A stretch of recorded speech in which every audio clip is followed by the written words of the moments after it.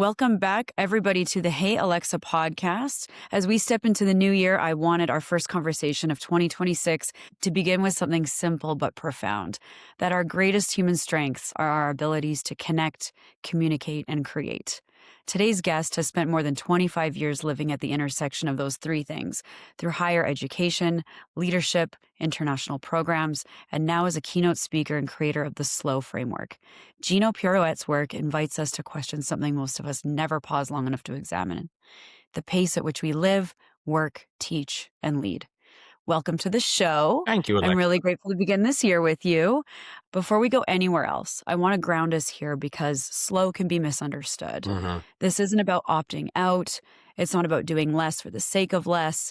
It's about doing what matters more intentionally. So there's quality over quantity, being over constant doing, long-term over short-term. You've personally said before that this is really about our right to choose our pace and even our access to pleasure. Yeah. And there's a quote from Carlo, how do you say his last name? Petrini? Am I saying that right? Okay. He's the founder of Slow Food International, and it feels like a perfect anchor for this conversation. And he said, being slow means that you control the rhythms of your own life. What we are fighting for is the right to determine our own tempos. What was happening in your life personally or professionally when this philosophy stopped being theoretical for you and became more embodied? It was right after the pandemic. So like most of us who were old enough when the pandemic happened, it's now going to be a marking point in our life. We talk about pre-pandemic and post-pandemic. It became a major marker in our timeline. For me, that also hit during my early 40s. So it was a time of transition just physically as well, moving into a different age of life. Of course, during that time, unfortunately, a lot of people lost jobs, which was difficult and traumatic for that side. But as an educator, we had the opposite issue. It was great. Our jobs didn't go away, but instead overnight they scaled up with no additional resources. So after about 2 years of teaching online, and is a very isolating experience for teachers. Even if your schools were offering support, you're still remote and alone trying to implement all these things and still being held accountable for a lot of people's well-being, your students, thinking of their families, et cetera. So that combination of that level of intensity of having to show up during a time where I'm trying to manage my own fears, my own family, my own issues during the pandemic, being able to show up so fully for other people, combined with just moving into a new phase of life into my early 40s into my mid 40s, it just kind of hit a breaking point where I finally realized I am not the same person that I was just a few years ago, physically, energetically, emotionally. And I can't and don't want to do the same volume of everything that I used to do because I subscribed to hustle culture willingly for a long time. It's why I opted out for those main reasons. I couldn't anymore and didn't want to anymore. So many of our listeners are educators, leaders, founders, so they carry burnout quietly, I find. And what I appreciate about your work is that you don't frame burnout as a personal failure, but as a systemic pace problem. From what you've seen, especially in education and leadership environments, where do you think we got it wrong, and what are we mislabeling as resilience that might actually be exhaustion? Beautiful.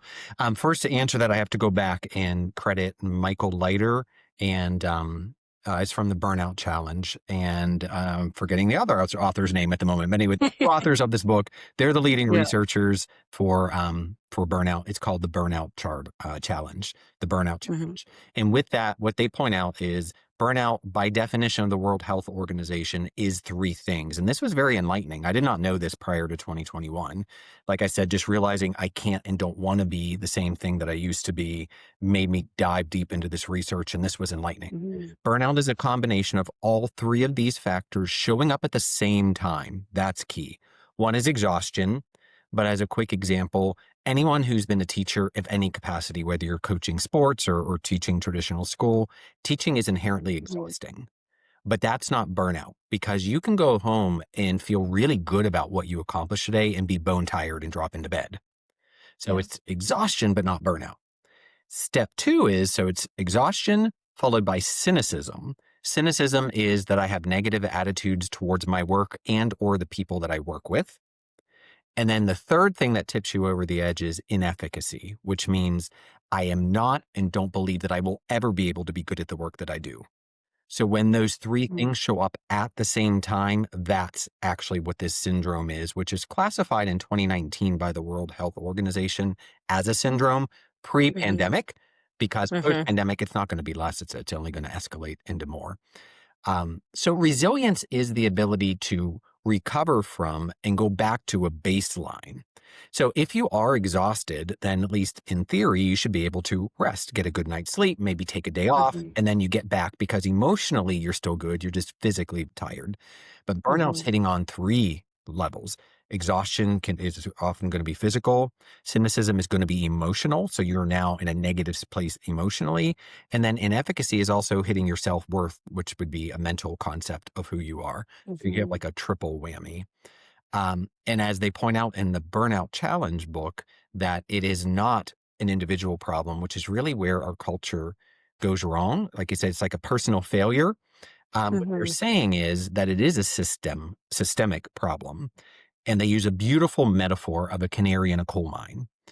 So, Mm. if for those of you people, listeners who may not know why miners would bring a canary into a coal mine, mines can fill up with poisonous gases.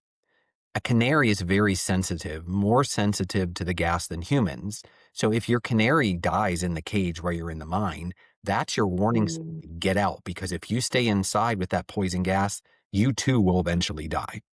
Yeah. So what the metaphor basically is saying is people who are burning out first in organizations are the canaries. They're more sensitive. And instead of seeing it as a lack of resilience, that there's something wrong with the canary, we need to be flipping around and saying this environment is poisonous for everybody, but some people just have a higher tolerance of it. But if we keep going, it's eventually going to get the other people too. Wow. It's interesting because you said it's more of a systemic issue. I totally agree with you. How does one become aware of that, especially with the pressures now in our society, not even just to make more money, but to manage a household, or whatever duties we have thrown at us if we're a single parent, Right. or we just have all these other responsibilities pile up. How do we say no to those things without feeling like we're falling behind?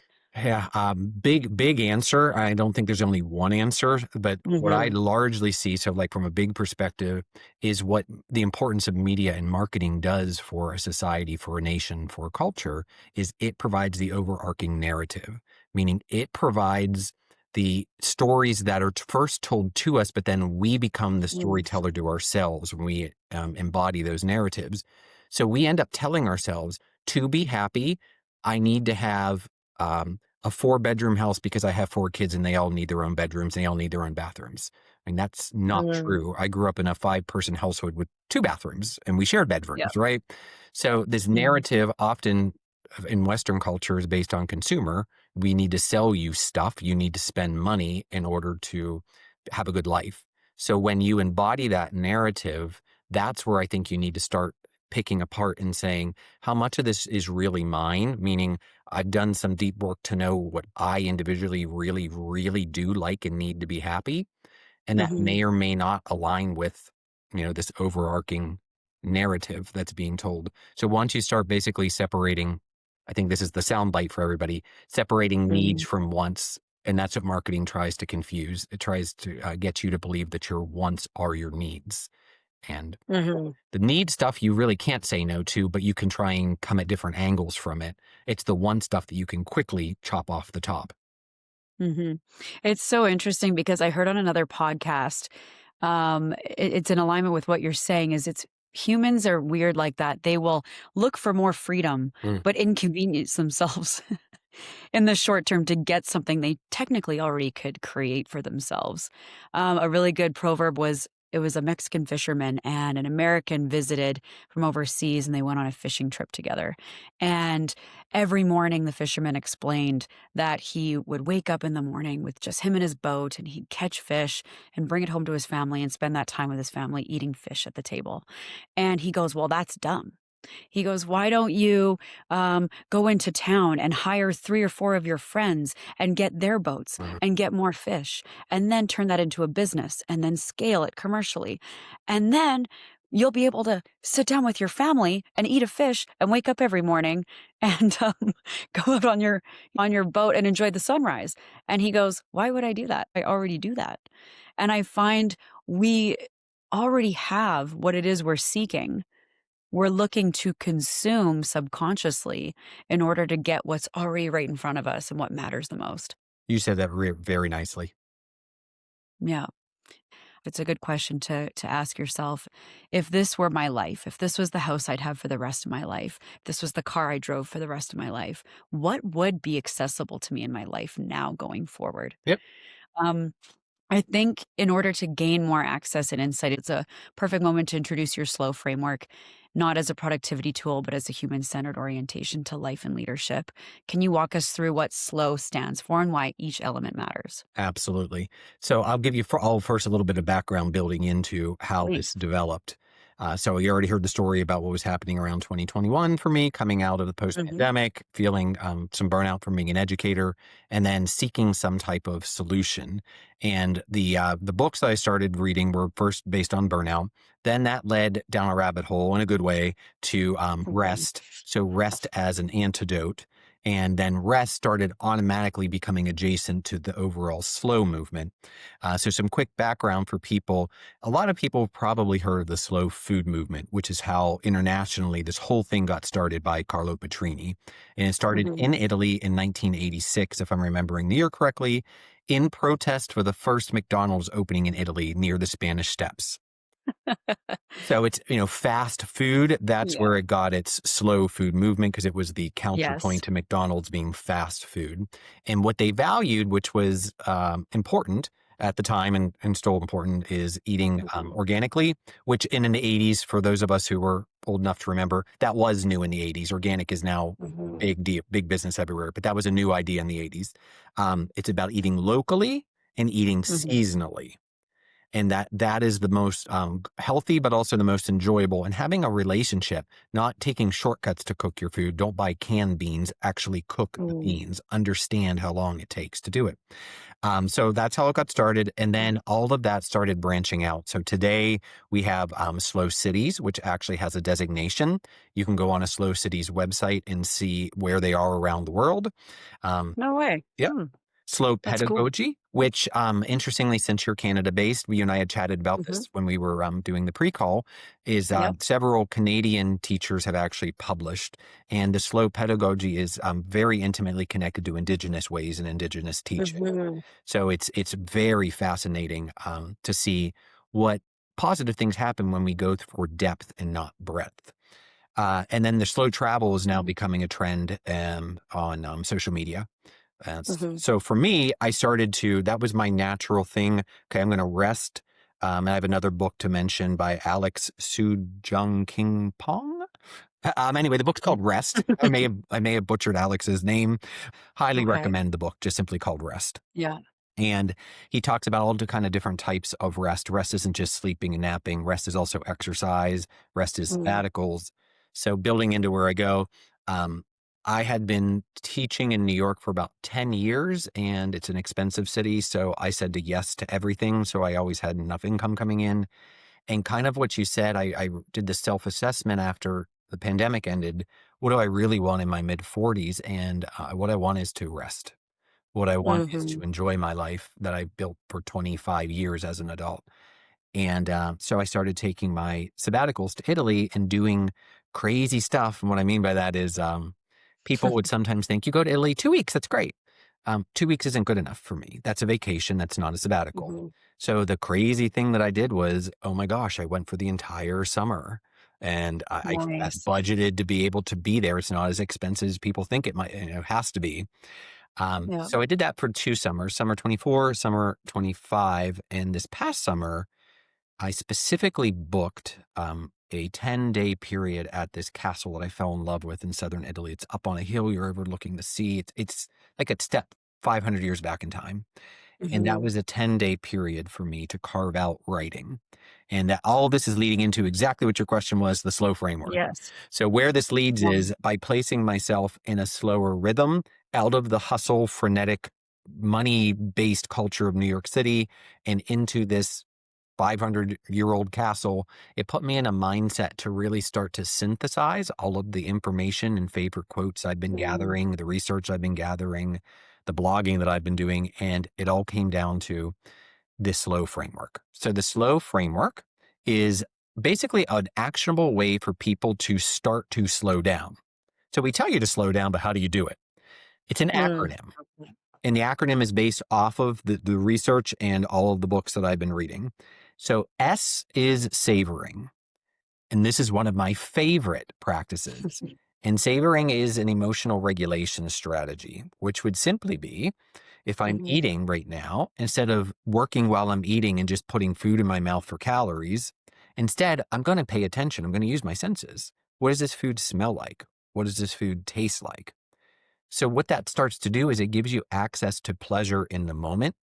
And you Mhm. start to realize I don't need to purchase pleasure when I'm actually just present in my own body, and my body is a sensory vehicle for pleasure. I'm smelling beautiful Mhm. things. I'm looking at beautiful things. I'm tasting beautiful things. Um, so savoring would be the first step. Second step is listening. Mhm. And this is very much tied into Daniel Goleman's concept of emotional intelligence. So it's listening to place, time, others, and ourselves. And here's what I mean by place and time. Years Mhm. ago, when I first started doing research in Italy, it was for my thesis back in 2006. And I was doing observation in this piazza in a town that I visit quite often. And something that struck me was behaviors that I was observing at 9 p.m. that were very normal. And that everybody seemed to like they were doing it right because people were laughing and having a good time. If they would be doing those same behaviors at 9 a.m., the same people in the same exact place, it would not be okay. Getting Mhm. drunk at 9 p.m., oh, you're having a good time. Getting drunk at 9 a.m., that person has a drinking problem. Yep. That's what I mean by time and place. The place is the same. The people are the same. The only variable that switched is the time, and now it's a Yep. completely different story and assessment. So when we're listening to deeply, we start to Mhm. gather more information, and the listening part is kind of what I mentioned earlier about the narrative. How much of this narrative do I want a big house because I truly get a lot of joy and pleasure out of that, or is it because Mhm. this culture told me and I've never questioned? So yeah, listening to the narrative, listening to how I react. How does my body react? Do I get excited about having to pay a mortgage for a big house, or do I feel weighted down? Well, exactly, and I think that entices more fear, and that's what's driving our frantically eating while messaging back 16 people via email. That is all what's coming at us, and like you said, if we don't have that presentation of savoring, slowing down, we're not actually aware that that's the program going on in the background. Absolutely. So by Mhm. savoring is a perfect way to slow down. It's an intentional slow, and it's only the first one because of S being slow, but I actually do think it deserves to be first Mhm. because it automatically puts you into your body, which Yes. becomes a way to mentally slow down when you take the energy from here and shift it downward. Uh, We're on the O and slow. Thank you. So yeah, back Yes. into the Sorry about that. framework. The O, Yes.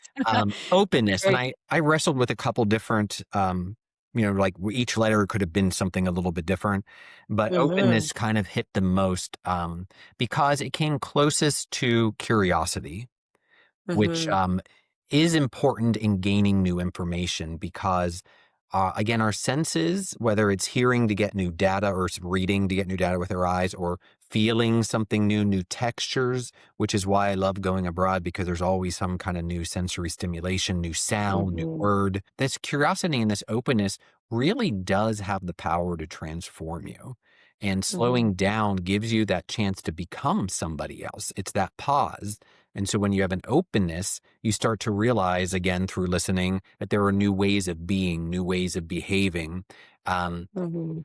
Whether we want to change or not, we're all physically going to be changing at every moment of our lives. So when you're open to new possibilities, you don't have to hold Mhm. yourself to old expectations and old roles.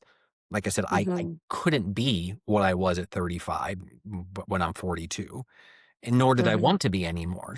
So when I'm open, I can release that and I can Yep. move towards something that I can feel excited about again instead of trying to be not as good at this thing that I used to be good at that I can't really do that great anymore. Mhm. And then the W is wisdom. And wisdom is about connection and integration. So when you slow down enough and you can step back from something and what I mean by that is that, like you said, when you're in fear, you're in fight, flight, or freeze mode, and you're hustling, Mhm. you're going from one thing to another, we become like a horse with blinders on.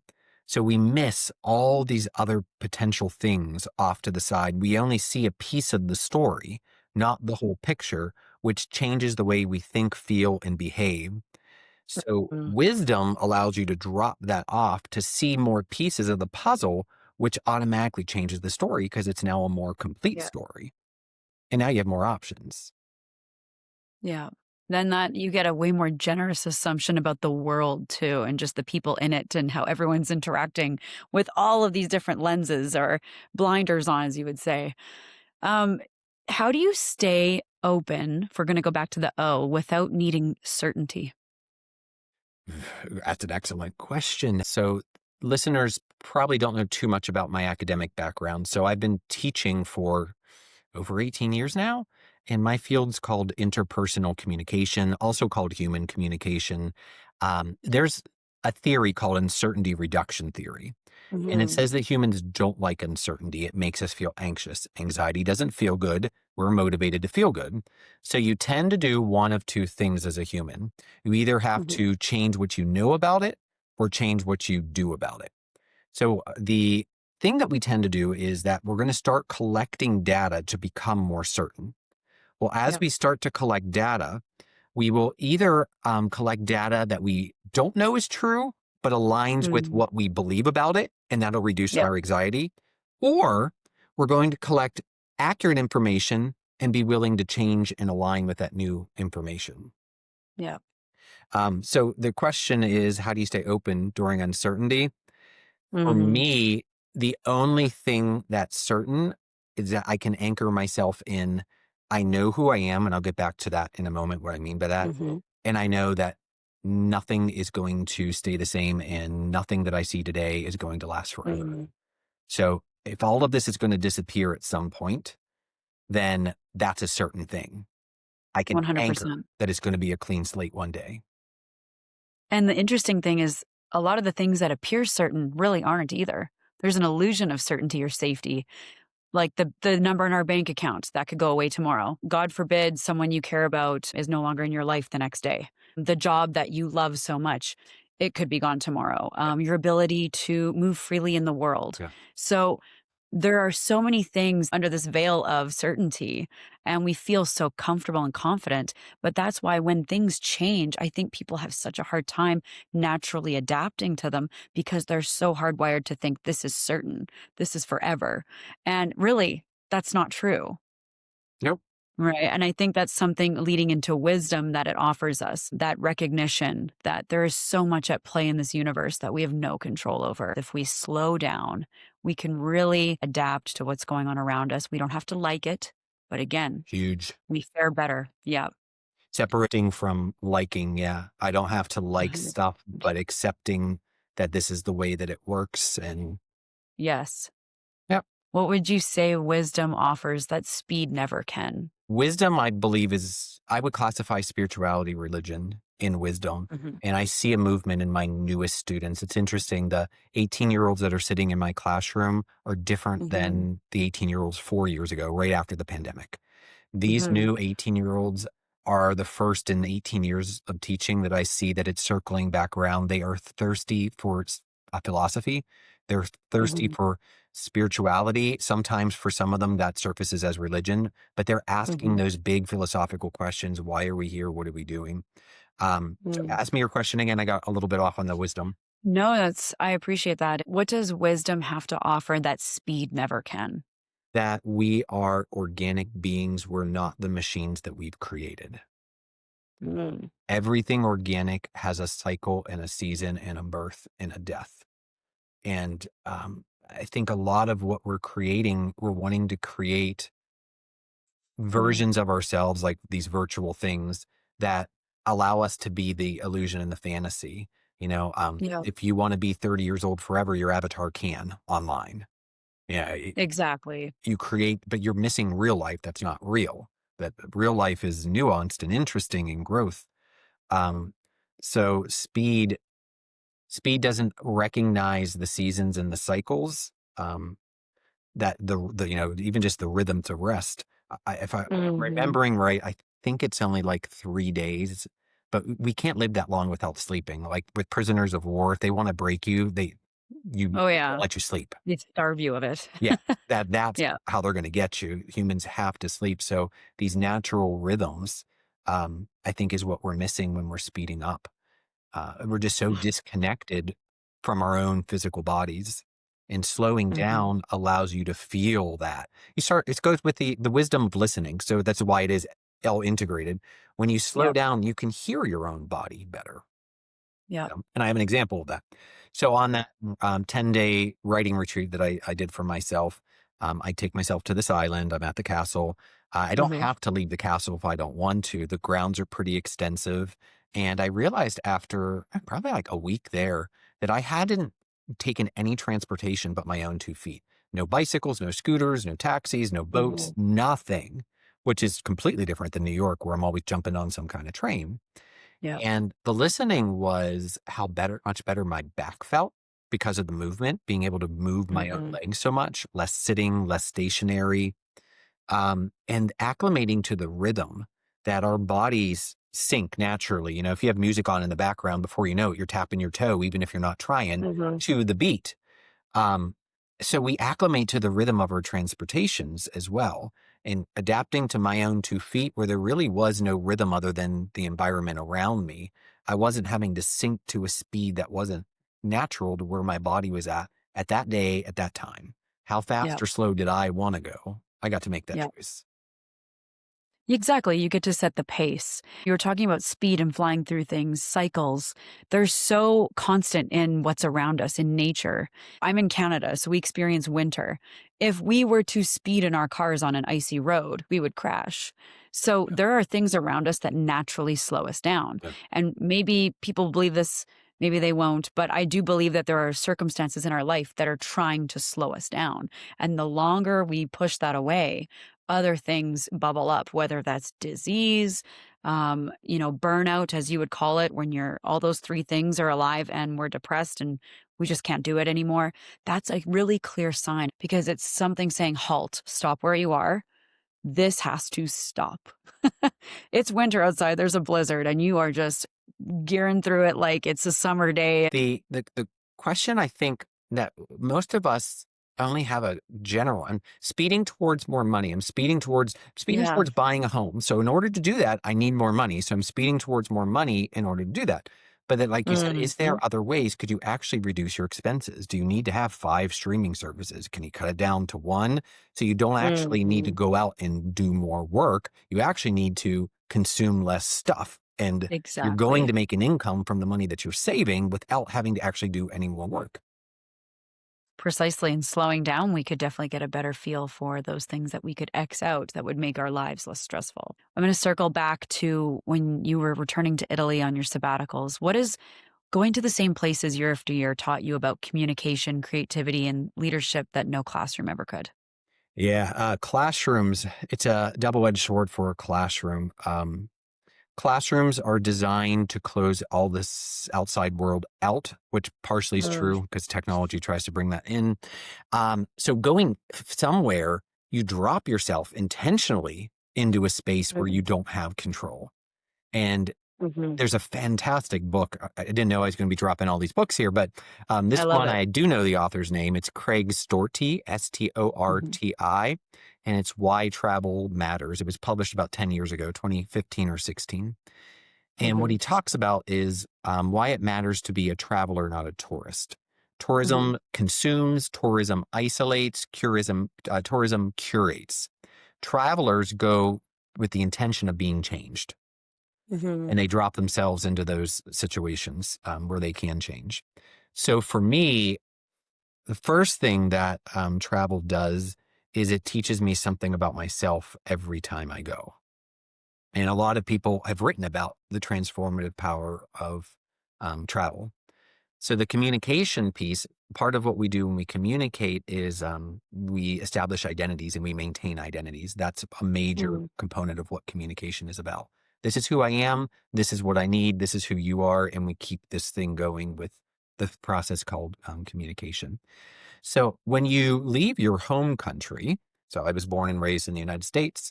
When I go to Mhm. Italy, even though I have an Italian heritage, they know I'm not Italian by the way I walk. I do speak Italian, but with a thick Mhm. American accent. They know I'm not one of them. They're Mhm. very gracious, but because I'm not one of them, and I'm now a stranger in a strange land, what it gives me the ability to do that I can't do when I'm home is see home more Mhm. clearly. Mm. And I can understand what this fishbowl of a country, in my case, it's the United States, this fishbowl that I grew up in and was Mhm. living in, what it really looks like from an outside perspective, and start to get an idea of why I am the way that I am because I'm from there. If I was the Yep. same DNA, born on the exact same day, but in a different country, I would be a different person because the fishbowl Yeah. that I grew up in would be different. So travel is huge for that component identity of the aspect of traveling. The Mhm. creation piece, that one is easy to answer and it's exciting, which is new experiences lead to new neuronal pathways, new emotional Mm. experiences, and that's where creation comes from. It comes Yep. from what we're thinking and what we're feeling. So, for example, I had a new gelato flavor. This one, oh, I've had many new gelato flavors. Love gelato. Yeah. Yeah, I joke people should call me. My last name is actually pronounced Perrotte, like karate with a P. Oh, Parati. Perrotte. Okay, I'll have to edit that. Yeah. Gino Gelati, I joke, should be my name for Gino gelato. gelati. Gino Gelati.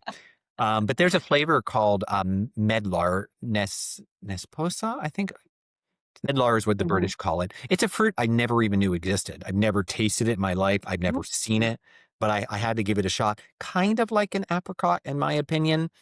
Mhm. I think I was like 45, 46 years old, and I had not known for 40 some years of my life that there was something called a medlar that existed and what it Huh. tastes like, what it looked like. And I had that experience. Or even one of the most delicious flavors I ever had was in the region of Puglia this past summer, and it was Mm. gorgonzola cheese gelato with blueberry, which on the surface might sound Wow. disgusting. It was paradise, paradise. That is a dessert that I would totally try. I love anything coffee, like coffee gelato, sign me up. A dear mentor of mine who recently passed away, sadly, but she gave me her mother's Mm. tiramisu recipe, which of course has coffee in it. So Wow. if you're interested in Oh, that, I can share that with you offline. And Oh my, I'd be so grateful. I will take up baking. I will slow right down and learn how to do it. good tie back. Oh, We did I love it. communication, creativity, and Yep. remind me again, what was the third one? The third one was leadership. Yeah. Leadership. There's another book I'll talk about real quick that I liked. It's called Lead Yourself Mhm. First. Don't remember the Mhm. author's name, but it was an interesting idea that you actually do have to learn to lead yourself first as an individual before you can start leading other people. So the Mhm. travel, again, you have to lead yourself first through there. What am I experiencing? What am I freaking out about? What am I loving about this experience? It is so ripe for self-reflection and self-knowledge. Mhm. Um, that you really start to learn in a physical way, an in your face experiential way. It's not just like you're sitting theorizing about it in the classroom. You're living this. I like this. I Yeah. don't like this. Why do I like this? Why do I not like this? Mhm. I like that. What's striking is how slow education, slow travel, and conscious communication all seem to express the same core or human need, presence, and meaning. How do these sort of weave together for you? Yeah. And what do we lose when communication becomes only technical Yeah. instead of connected? Relational would be the connected piece. We lose relationships, and human beings are Mhm. created to be in relationship. From a Mhm. scientific perspective, we're created to be in relationship with one another. We have mirror neurons, which means Mhm. I'm watching your facial expressions and you make a very strong emotional expression. Yeah, I'm gonna feel that. And I actually just did. I perked up and did it. That's not acting, that's an immediate Yeah. reaction. Or you watch one of those funny home video shows that show all those clips, and there's always some man getting Mhm. hit between the legs with something on one of those. And so you immediately have this reaction, right? Of, ooh, even though you didn't get hit between the legs, you feel it and you Yeah. physically react. Yeah. And from a religious standpoint, growing up Catholic myself, it would be that Mhm. we were created to be in relationship with God and in His creation. So, from a Mhm. spiritual perspective, the idea that relationship is what we are as humans. So if you strip us Mhm. just down to technicals, then we're trying to be the machines that we've created to do this work instead of a whole human being. You're stripping away your humanity if you're taking away that. Can you ask me the question one more time? Because there was another piece to that. Totally. So we were talking about there's the core human needs of presence and meaning. Yeah. How do these threads weave together for you? And what do we lose relationally and ethically Mhm. when communication becomes only technique instead of connection? Okay. So let me go back to presence and meaning. We are Mhm. extremely distracted today. There's plenty of research that talks about that. Attention spans Mhm. continue to decline. Social media is not helping that. It's only worsening. Mhm. So as we are trying to reclaim our power, because I'm sure you our listeners have heard manifesting where you place your attention is what becomes reality. So Mhm. that's the power of attention. All of these possibilities exist in the world, but when you're wrenching my attention down to this and I'm giving that over to you, to an Yep. algorithm and allowing you to Yeah. take that from me and to allow myself to be changed, manipulate is a better word, manipulated by that, physically changed to better serve its needs, not my needs, Mhm. then Mhm. presence is an antidote to that. Presence is reclaiming this body, Yeah. using those senses to decide where I place this attention. Of course, I'm going to notice the different things in my environment, but the role those things play and the amount of time and energy they get from me gets to be my conscious choice of where I Yeah. place that. And I try to press upon this in my students. Most classes, I do not penalize attendance. You know, you're adults. If you want to come to class, come to class. If you don't, you don't. So that's Mhm. on you. Um, Yeah. but if you come to class, here's my request. I want you to be present, which means don't be on your devices. Why are you here if you're going to be typing on your computer? You don't have to be here. Exactly. I'm not penalizing you. Stay home and work on your computer. Don't sit in my classroom and just be a body. I need you to Yes. be physically, emotionally, and cognitively in this Mm. space with me. Why? This is relationally. Because I can't do what I do well without you doing that for me. Yep. I can't show up 100%, which you tell Yep. me at the end of the semester with these evaluations that you love how available I Yeah. am. You love my energy. You love my enthusiasm. They don't use the word presence, but that's what they're picking up on. I am Yep. 100% there. Only they exist for this hour that we're in this classroom. That is Yep. very costly energetically for me to Mhm. manifest that. I go home exhausted as a teacher, but not burned out because I'm not doing the other two, right? Not doing Mhm. cynicism. I'm not doing inefficacy. I am Yep. exhausted. Yep. That exhaustion, I need that to be replenished. Yes, of course, sleep and eating is going to help that, but so is a good question. Mhm. So is your eyes lighting up when I make a statement and I see curiosity and I can say, "Ooh, I see that resonated with you. Tell me what you're thinking." That's giving Yep. me your presence is now feeding that energy back into me. I may not leave exhausted if you all had given me enough Mhm. energy back. So the relationship for presence is if you want me to keep doing this for you, which I would love to, you have a responsibility to show up for me as much as I show up for you. I cannot keep doing Yeah. this unless you help me out and you give it back to me. Yeah. Um, and the meaning is, I mean, this goes back to any type of spirituality. And I'm thinking of Viktor Frankl, the author and Holocaust survivor who did Man's Search for Meaning. We are Mhm. always placing meaning in the world, searching for something deeper. We're always trying to make sense of I've been thinking about dogs, and all of a sudden, this dog just randomly showed up at my front doorstep. That's got to mean something. We're Yep. always trying to place meaning on things. It's kind of what humans do. We create stories about everything to make sense of the world around us. So, Mm. really taking charge of creating our own meaning versus social media marketing telling us what the meaning is. Yeah. With our time being such a commodity, and then these devices want to grab that from us and pull us in. So we just constantly consume, consume, consume, consume. I find in the bigger scheme of things, there's a lot of consequences as a result of that. Yeah. So if we continue down that path, Yeah. if we continue to, eventually automate everything, I honestly feel like it's life's way of slowing us down. It's going to go, well, there's nothing more for you to do but talk to people. Because eventually you're going to get too depressed because everything you see online is not in alignment with what you think your life should look like. So why do you think it is that yes, I get that these things are designed to draw us in with dopamine and continue to fire off for us. So I get that there's some part of it that we don't have control over. But why is it that we keep choosing that goes beyond our physicality and what's being overtaken there? I've asked this question to my students because, again, when I was going through all this a couple years ago, I was on tech overload as a teacher. I was spending hours a day on Zoom and all these other things, plus doing my Mhm. own business on the side online. So I made conscious decisions at that point. I was in my early 40s. I'm done. It's like Yeah. TikTok, no interest. I know what it is. I'm literally not putting one more thing on my list. Done. I'm taking things off. So young people, when we're younger, as I was when I first started, I was at the start of social media when I was in my 20s, Mhm. right? So first time on Facebook, first time Instagram, all that kind of stuff. Um, Mhm. we're at a vulnerable time because at that stage of our life, we're wired for meeting people, for friends, for dating, for marriage, for mating, all that stuff. So I Mhm. think there's an innate biological need, most likely driven by hormones at that time, to want Mhm. to see and be seen and to curate your best face forward. And then you start getting older and you pull back. You're like, I'm out of that phase of my life anymore. I want peace. Mhm. I want peace and time and rest. What I Yes. want. Enough of that. So I think it's tapping into that innate see and be seen phase of life. And then I ask my students who are 18, 19, 20 years old, why are they Mhm. spending so much time online?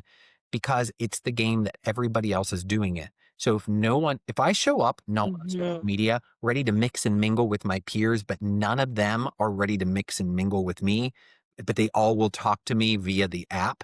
Now all of Yeah. a sudden, I'll go on I the feel app. like I'm forced. I have no other option to make friends or get dates if no one else is willing to show up for me in my age range, and I'm going to have to show up where they're at, which is online. Hmm. Is there a way to do that without sacrificing your authenticity then, instead of trying to keep up with the Joneses? Uh, Potentially. I introduced this a little bit earlier when I said like know who you Mhm. are.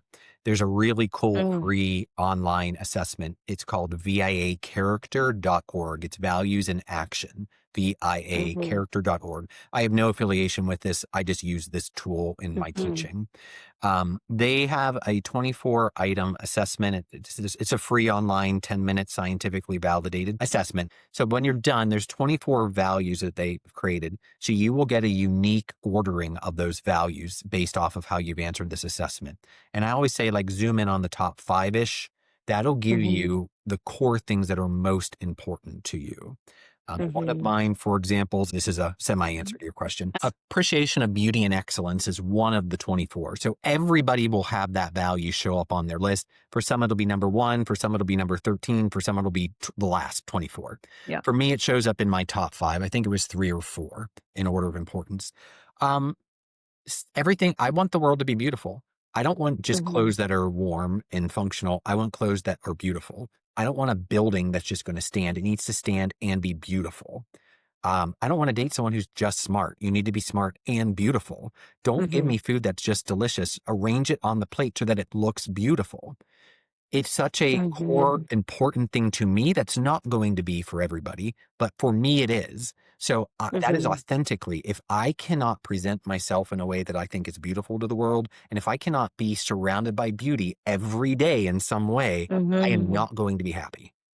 So I need to be in a space, in a place, which is why Italy resonates so well with me. It's a culture that Yeah. has beauty as a top priority in everything it does. I'm happy Mhm. there.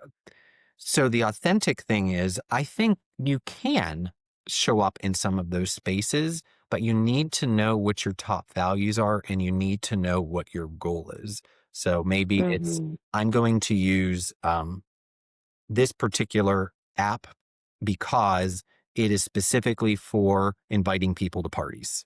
Like maybe use Eventbrite, for example. Yep. Yeah. Or maybe YouTube. I'm going to use YouTube because it allows me to watch these longer videos, not just shorts, Mhm. connect with someone, have a conversation with them, and then I can invite them to a phone call. Or even better, LinkedIn's actually been my jam. That's the only Yeah. platform I'm active on today, and that's where we've Mhm. connected. Um, Mhm.